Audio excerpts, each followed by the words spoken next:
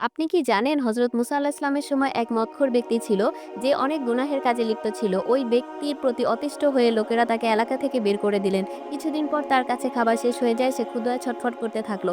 তখন তার মনে পড়লো বান্দা যতই গুনাহগার হোক না কেন, সারা দুনিয়া তাকে ছেড়ে দিবে কিন্তু তার রব তাকে কখনো ছাড়বে না। সাথে সাথে সেই ব্যক্তি আকাশের দিকে তাকিয়ে বলে, হে আমার রব, আমি জানি সারা দুনিয়া আমাকে ছেড়ে দিয়েছে কিন্তু তুমি এখনো আমার সাথে আছো।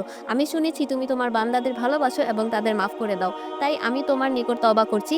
হে আল্লাহ, আপনি আমাকে ক্ষমা করে দিন। এরপর ওই ব্যক্তির মৃত্যু হয়। আল্লাহ মুসা আলাইহিস সালামকে বলে, হে মুসা, আমার এক বান্দা জঙ্গলে মারা গেছে, যাও তার জানাজার ব্যবস্থা করো। আর এটাও বলে দিও যে ব্যক্তি ওর জানাজায় শরীক হবে আমি তাকে মাফ করে দিব।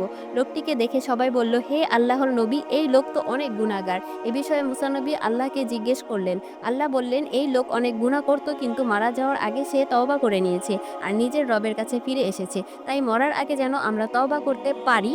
কমেন্টে আমিন বলুন।